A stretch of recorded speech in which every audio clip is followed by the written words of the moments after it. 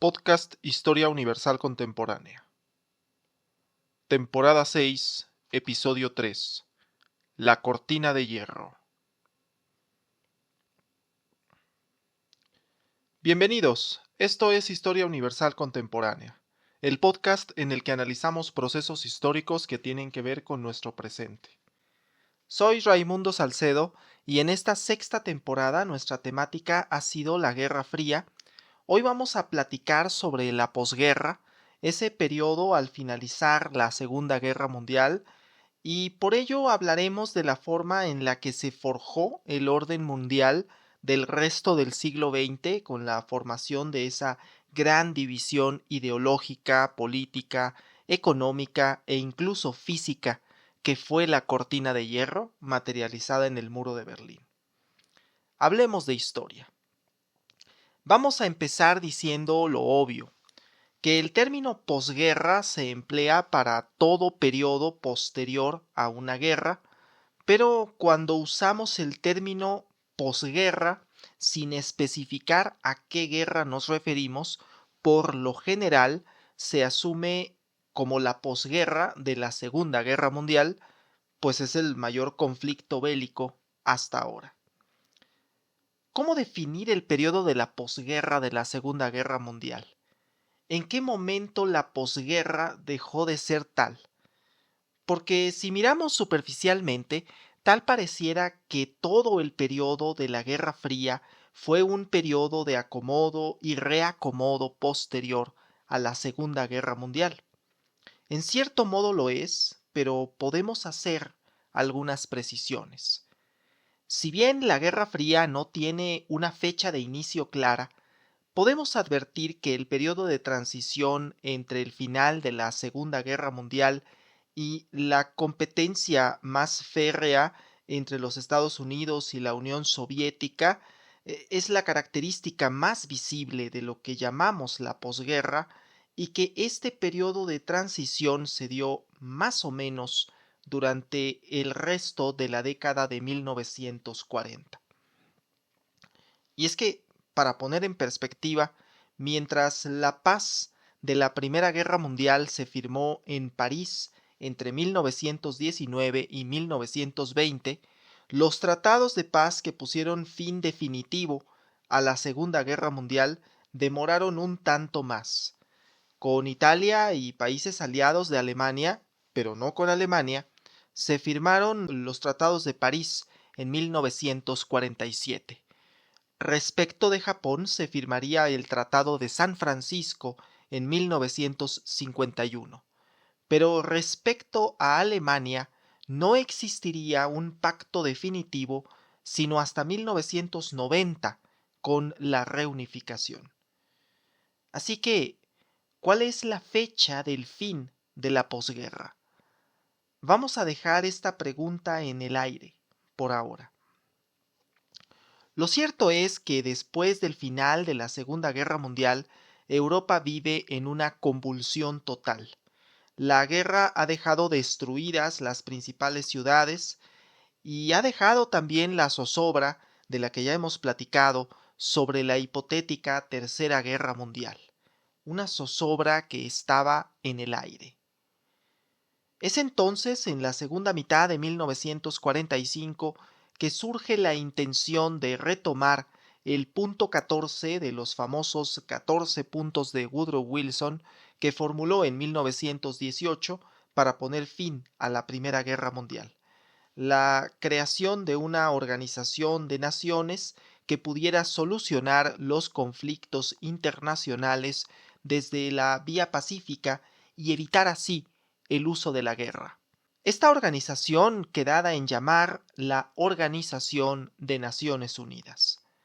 Las Naciones Unidas son un esfuerzo que comenzó a gestarse desde años antes del fin de la Segunda Guerra Mundial. Ya para mayo de 1945 se llevó a cabo la Conferencia de San Francisco, y el 26 de julio resultó en la firma de la Carta de las Naciones Unidas. 50 países acudieron a la conferencia.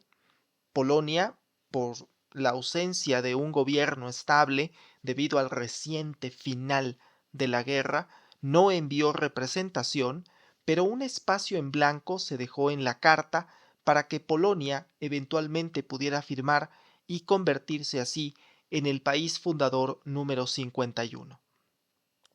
Entre los países fundadores se cuenta a la Unión Soviética, junto a dos repúblicas soviéticas, Bielorrusia y Ucrania. Esto no estuvo exento de controversia, ya que originalmente la Unión Soviética pretendía que las 15 repúblicas soviéticas tuvieran un asiento en las Naciones Unidas, cada una por separado.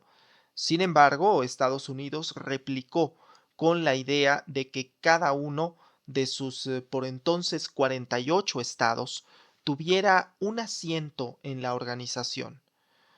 Por otro lado, la Unión Soviética se negaba a aceptar que Argentina formara parte de la conferencia debido a su apoyo a las potencias del Eje durante el conflicto.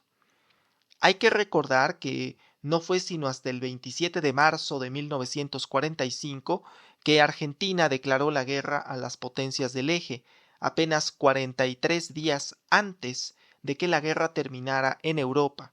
De hecho, muchos nazis huyeron a Argentina al finalizar el conflicto, y una de las teorías de conspiración más difundidas sobre el paradero de Adolf Hitler es que habría huido a Argentina con un nombre falso. Estas problemáticas llevaron al borde del fracaso a la Conferencia de San Francisco, que, sin embargo, se mantuvo con la buena voluntad de sus participantes.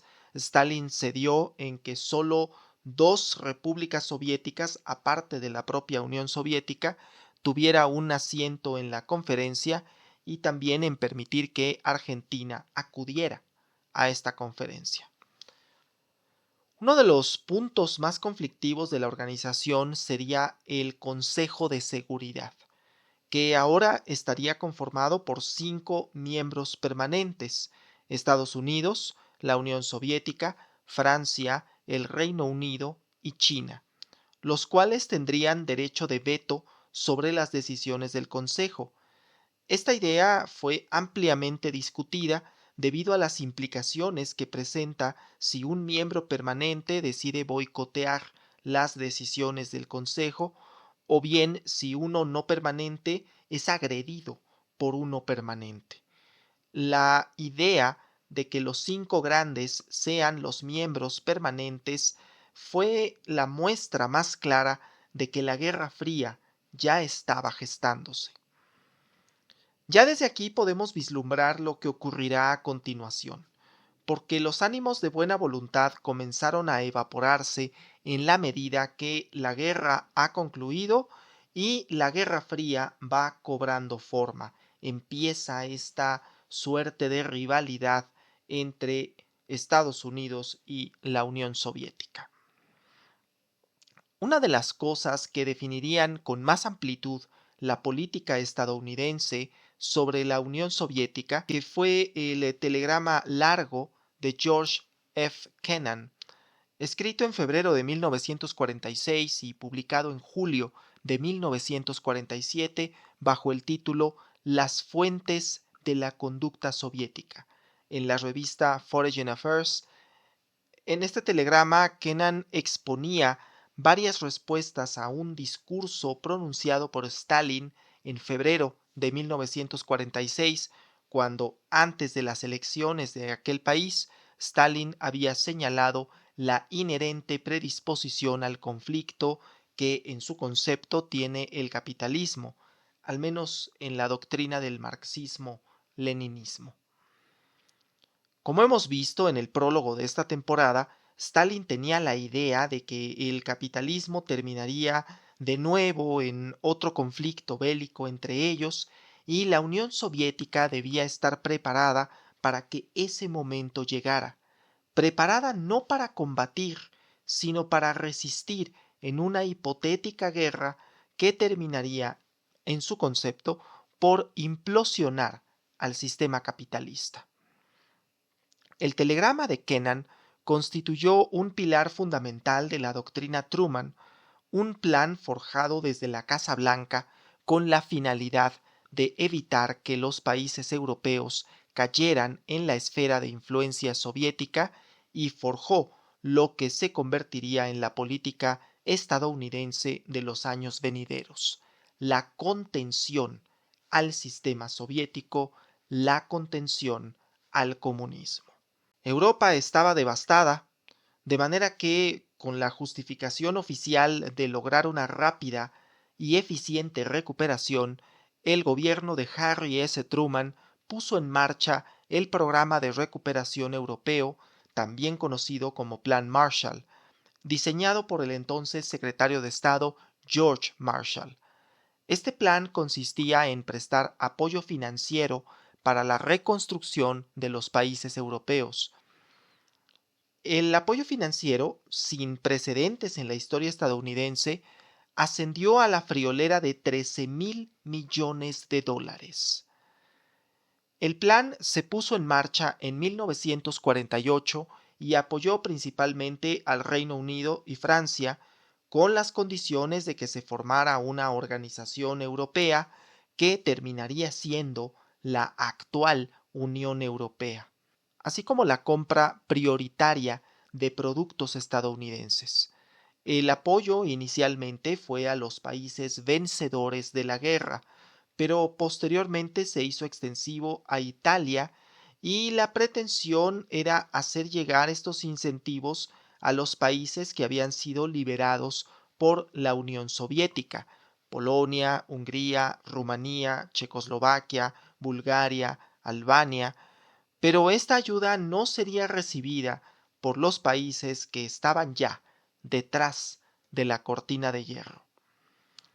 Yugoslavia, el caso más sui generis en la Europa de la posguerra, a diferencia de todos los otros, no había necesitado ayuda del exterior para liberarse de la invasión nazi, y entonces sí recibió ayuda financiera estadounidense en la reconstrucción, aunque no se considera parte del Plan Marshall. Esto se debió en gran medida a que Josip Broz Tito, no tenía la idea de ser un satélite más de la Unión Soviética, a pesar de que tenía ideas socialistas. La cuestión era Alemania. Como siempre, Alemania. Como hemos visto, Alemania no fue invitada a la firma de la Organización de Naciones Unidas. La razón es muy visible. Alemania no tenía un gobierno estable, pero además estaba ocupada por las 4 potencias europeas. También su capital, Berlín, estaba ocupada por las 4 potencias y dividida. Aparte, estaba llena de nazis. Alemania estaba dividida de hecho en 4 sectores: uno soviético, que comprendía la parte oriental; uno británico en occidente; uno estadounidense al sur; y uno francés en la parte suroccidental. Berlín, que estaba situada en el sector soviético, a su vez estaba dividida en 4 sectores, uno para cada potencia. El objetivo de esta división era iniciar el proceso de desnazificación, con la finalidad de reunificar las 4 partes de Alemania en un solo país, con el cual se tendría que celebrar un tratado definitivo de paz. Huelga decir que no se logró. Entre 1945 y 1949 hubo muchos roces entre la Bizona, que era la unión del sector británico y el estadounidense, con el sector soviético. De hecho, la conformación de la Bizona fue una parte fundamental del establecimiento de la posterior República Federal de Alemania o Alemania Occidental. Cada vez más quedaba claro que la Bizona, y posteriormente Trizona, cuando el sector francés se unió, recibía un amplísimo apoyo del Plan Marshall, en tanto que los países como Polonia, Checoslovaquia, Bulgaria, Rumanía y el sector soviético de Alemania no recibían estos apoyos. No necesariamente porque Estados Unidos no quisiera darlos, sino por la firme convicción de Stalin de no recibir tales apoyos. Una de las principales críticas al Plan Marshall es que favoreció a los sectores de la industria en los que Estados Unidos podía tener más injerencia y por lo tanto sus empresarios realizarían grandes inversiones y tendrían grandes ganancias por esta expansión comercial.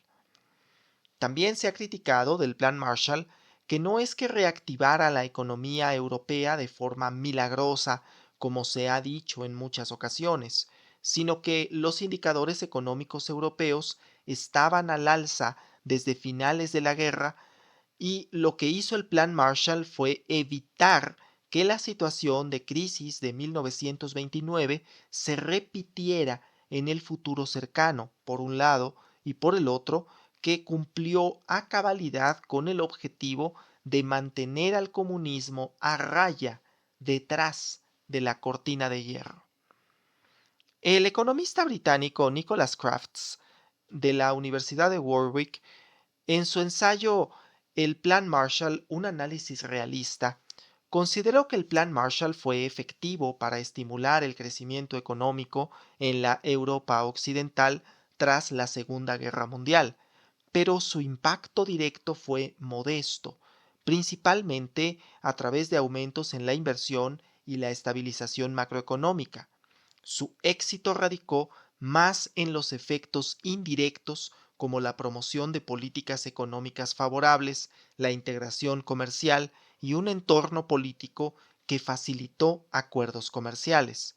Sin embargo, la efectividad del Plan Marshall dependió de instituciones sólidas y gobiernos competentes, lo que dificulta replicarlo en contextos diferentes, como en países en desarrollo actuales, por lo que, aunque fue una de las iniciativas de ajuste estructural más exitosas, su éxito no garantiza que un nuevo Plan Marshall pudiera tener resultados similares en el futuro o en la actualidad.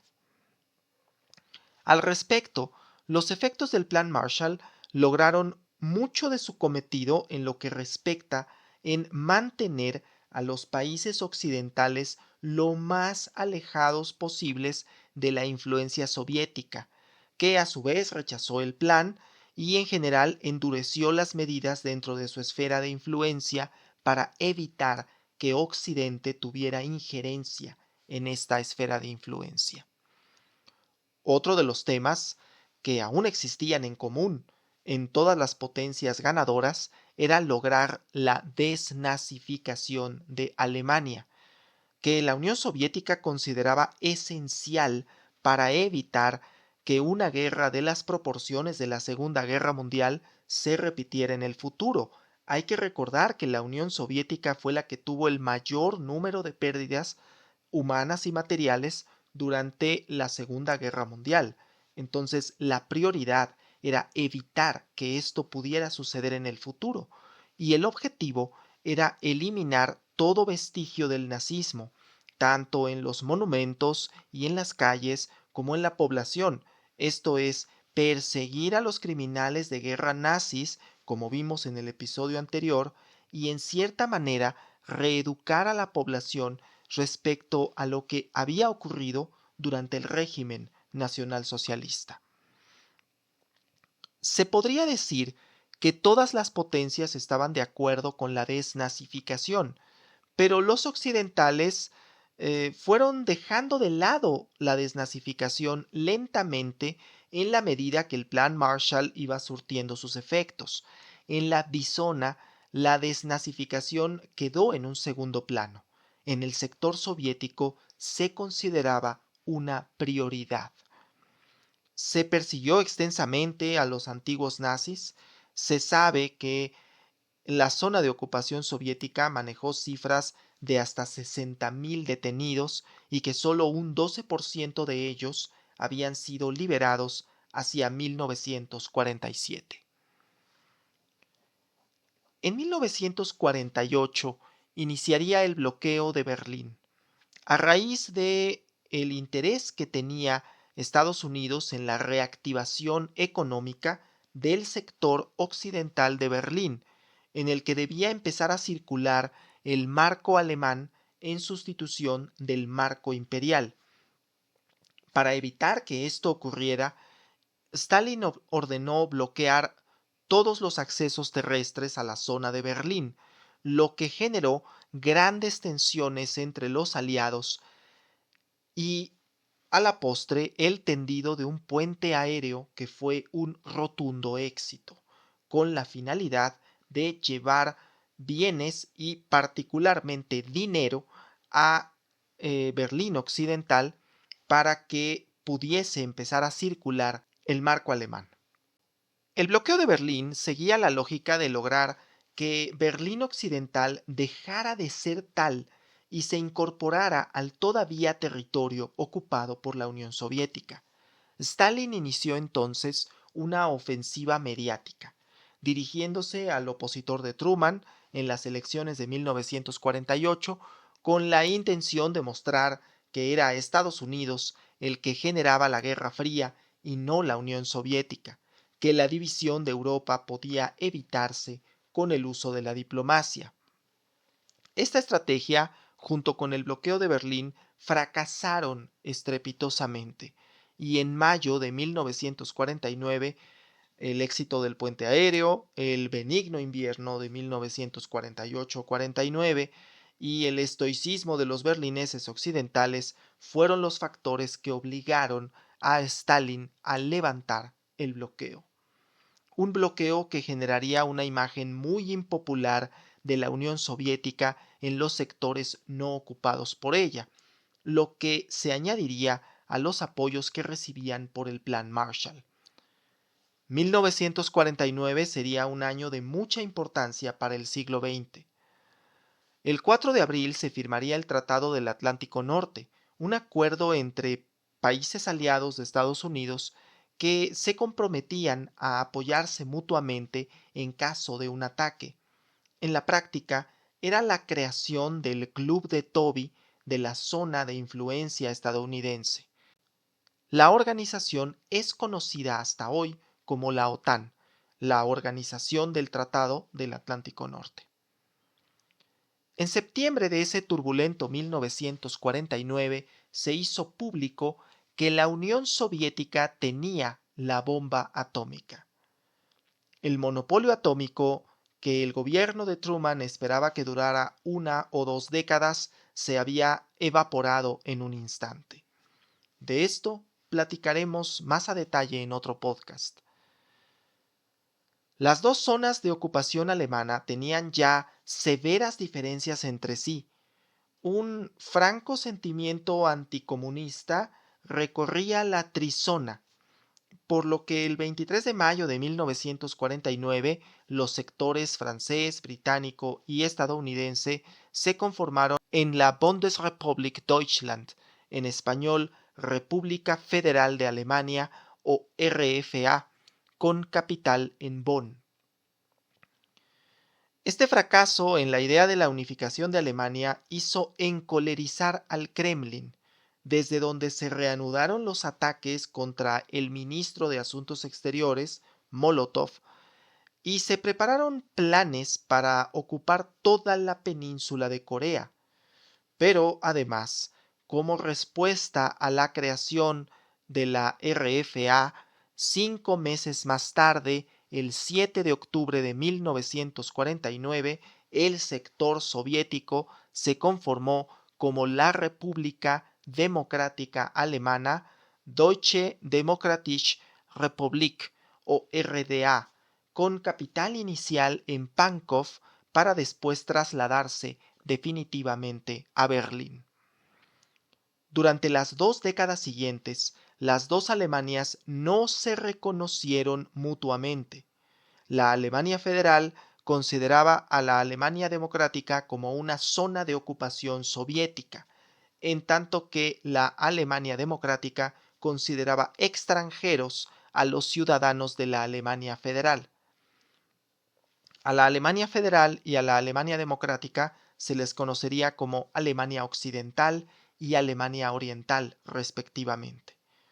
Esto contravenía notablemente los acuerdos de Potsdam, que establecían que Alemania debía ser una sola al finalizar la guerra y que las zonas de ocupación serían para finalmente conformarlas con fronteras definidas previamente en un solo país llamado Alemania. Los esfuerzos para la reunificación se mantendrían durante muchos años después.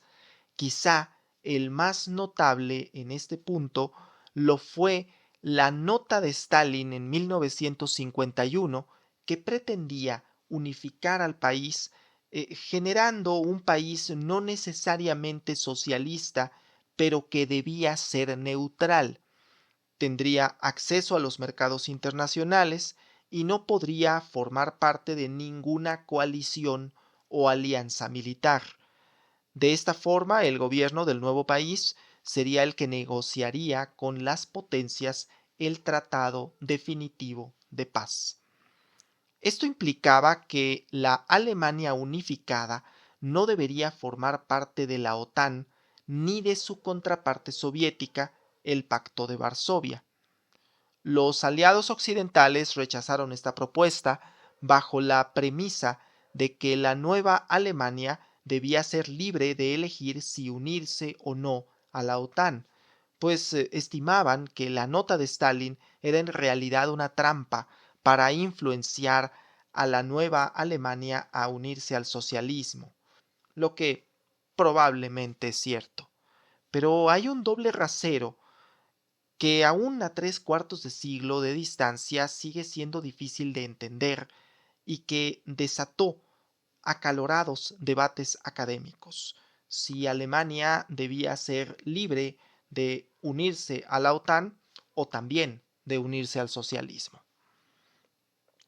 Como es obvio, la guerra de notas derivó en que no se aceptara la reunificación de Alemania.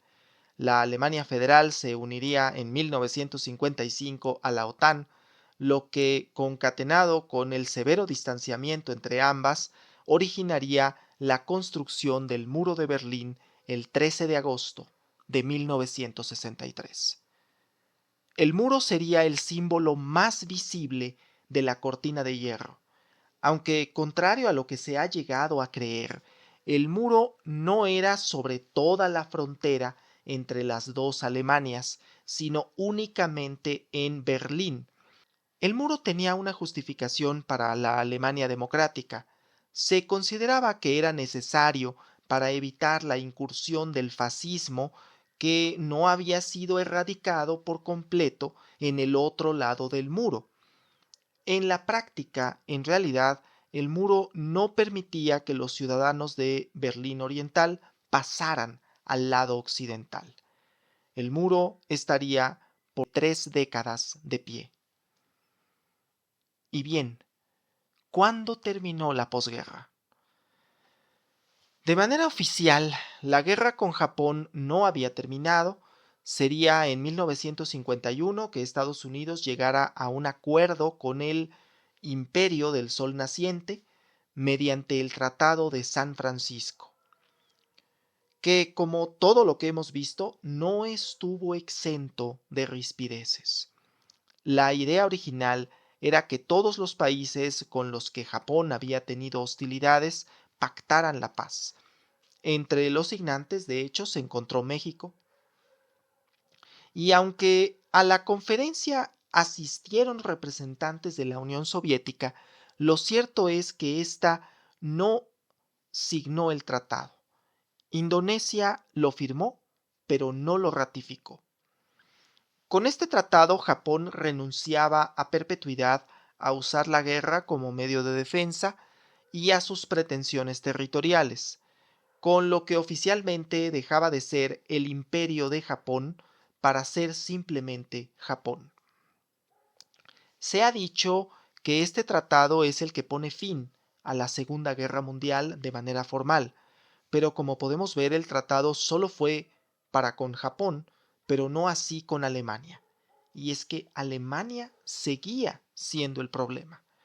Lo seguiría siendo durante los años del muro, mientras se gestaban problemas en Corea, Vietnam, resurgirían añejos conflictos en China ante el hecho de que ninguno de los dos gobiernos en China, de hecho, fue invitado a la ratificación de San Francisco. Pero eso será en el próximo episodio del podcast Historia Universal Contemporánea. Y pues bien, hemos llegado al final de este episodio. No olvides compartir el contenido y dejar un me gusta. Créeme que me ayuda bastante. Soy Raimundo Salcedo. Muchas gracias y hasta la próxima. Este episodio fue escrito, producido y narrado por Raimundo Manuel Salcedo Flores. La bibliografía consultada, por estricto orden alfabético del apellido del autor, es Nicholas Crafts, El Plan Marshall, un análisis realista. John Lewis Gaddis, Nueva historia de la Guerra Fría. Álvaro Lozano, La Guerra Fría. Vladislav Subok, Un imperio fallido, la Unión Soviética durante la Guerra Fría.